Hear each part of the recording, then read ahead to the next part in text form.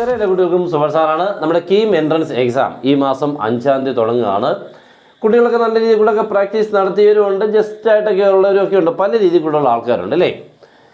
പക്ഷേ നമ്മൾ എക്സാം എഴുതാൻ റെഡി ആകുമ്പോൾ അവിടെ ചെന്നിരുന്ന് നമ്മുടെ എക്സാം ഹോളിലിരുന്ന് എക്സാമിനേഷൻ്റെ ക്വസ്റ്റ്യൻ പേപ്പർ കിട്ടിയാൽ എങ്ങനെ എഴുതണം എന്നുള്ളത് നേരത്തെ ഏകദേശം ഒരു ധാരണയോടുകൂടി പോകുന്നത് നല്ലതായിരിക്കും.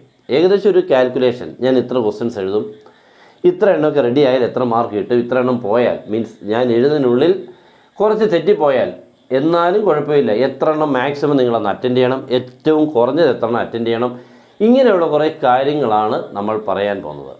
നമ്മൾ സാധാരണ കുട്ടികളൊക്കെ ഈ ഒന്നും പഠിക്കാത്തവർ പോകുന്ന ചെറിയ പരിപാടി ഉണ്ടെന്നറിയോ, ഫുൾ ആൻസർ ചെയ്തിരിക്കും. നമുക്ക് 150 ക്വസ്റ്റ്യൻസ് ഉണ്ടെങ്കിൽ 150 റെഡിയാണ്, അരമണിക്കൂർ ഉണ്ടെങ്കിൽ ഞാനിപ്പോൾ ശരിയായി തരാം, 15 മിനിറ്റ് ഉണ്ടെങ്കിൽ അങ്ങനെ ആവരുത് എന്നുള്ളതാണ് എനിക്ക് ആദ്യമേ പറയാനുള്ളത്. അല്ലാതെ ഫുൾ ക്വസ്റ്റ്യൻസും അങ്ങ് അറ്റൻഡ് ചെയ്ത് തീർക്കുക.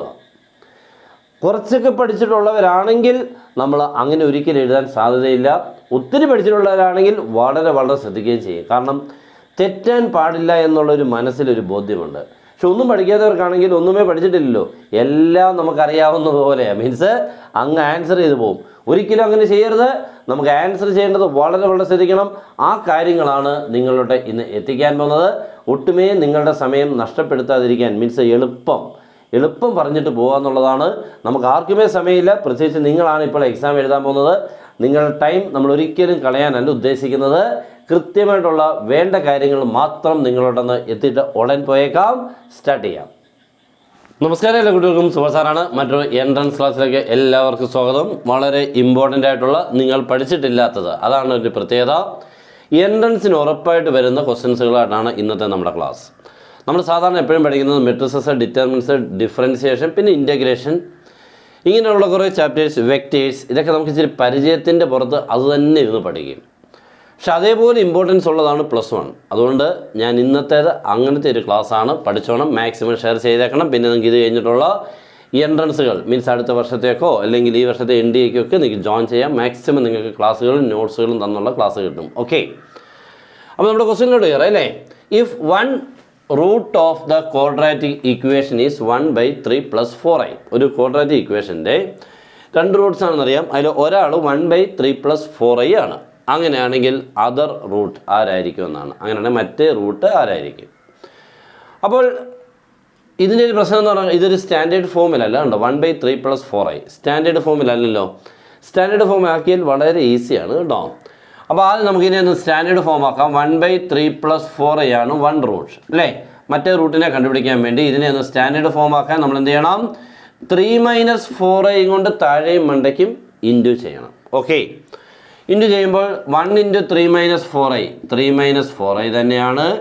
Denominator a + b × a - b a² - b² എന്നൊക്കെ വന്ന് 9 3² ആണ് കേട്ടോ. -16i² എന്ന് വരും. a² - b².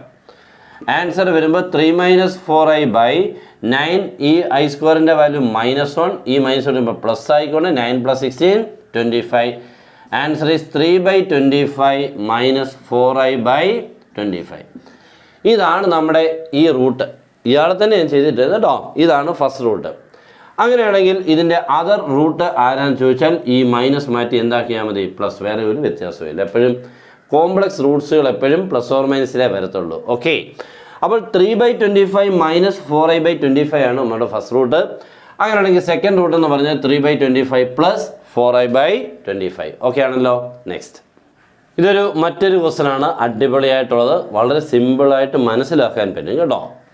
If z = 3 + 4i whole raised to 6 + 3 - 4i whole raised to 6, then imaginary part of z എന്ന് പറഞ്ഞാൽ ഇതിനെ സിംപ്ലിഫൈ ചെയ്ത് കിട്ടുന്ന കോംപ്ലക്സ് നമ്പറിൻ്റെ ഇമാജിനറി പാർട്ട് ആരാണെന്നാണ് ക്വസ്റ്റ്യൻ. നമുക്കറിയാം റിയൽ പാർട്ടും ഇമാജിനറി പാർട്ടും ഒക്കെ അറിയാം അല്ലേ. എന്നിട്ടിപ്പം 2 + 3i ഇതിൻ്റെ റിയൽ പാർട്ടാണ് മോനെ 2, ഇത് RP അല്ലേ. ഈ 3 എന്ന് പറയുന്നതാണ് നമ്മളെന്ത് ഇമാജിനറി പാർട്ട്. ഒരു കോംപ്ലക്സ് നമ്പറിൻ്റെ റിയൽ പാർട്ടും ഇമാജിനറി പാർട്ടും ഇങ്ങനെയാണെന്നൊക്കെ അറിയാമല്ലോ. ഇവിടെ നമുക്ക് ഇതിനെ റേസ് 6 അതുപോലെ +/- റേസ് 6 എല്ലാം കൂടെ സിംപ്ലിഫൈ ചെയ്ത് കിട്ടുന്ന കോംപ്ലക്സ് നമ്പറിൻ്റെ ഇമാജിനറി പാർട്സ്. നമ്മൾ ആദ്യം അതിൻ്റെ ആ പവറിനെ ഒന്ന് മാറ്റി ചുമ്മാ ചെയ്യാം. z = ഇപ്പോൾ 3 + 4i പ്ലസ് ഈ പവർ ഞാൻ 1 ആക്കുവാണ്. ഇങ്ങനെ power 1 3 - 4i whole raise to 1. 6നെ ഒന്ന് മാറ്റി 1 ആക്കി രണ്ടിടത്തും. അപ്പോൾ എന്താ സംഭവിക്കുന്നത് നോക്കിക്കേ മോനെ. ഇത് +4i, ഇത് -4i, 3 + 3 ആൻസർ ആരാ 6 എന്ന് പറയുമ്പോൾ 6 + 0 എന്ന മീൻസ് ഇവിടുത്തെ ഇമാജിനറി പാർട്ട് ആരാണെന്ന് 0. ഇതിപ്പോൾ പവർ 1 ആണ്.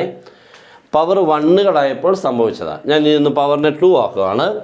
z = 3 + 4i whole raise to 2 + 3 - 4i whole raise to 2. Okay, എന്നിട്ട് ഇതിൻ്റെ തിയറം ഞാൻ പറഞ്ഞുതരാം.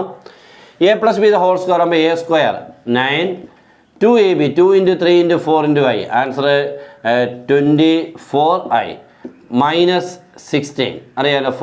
4i² എന്ന് പറയുമ്പോൾ -16 എന്ന് വരും. ഇവിടെ ചെയ്യുമ്പോഴും 3² 9 -3 × 3 ആൻസർ 24i. ഇവിടെ അതേപോലെ തന്നെ -16 വരും. ഇവിടെ കണ്ടോ മോനെ എന്താ സംഭവിക്കുന്നത്? ക്യാൻസൽ ആയിക്കൊണ്ട് 9 ഉണ്ട്, -16 ഉണ്ട്, പിന്നെ 9 ഉണ്ട്, -16 ഉണ്ട്.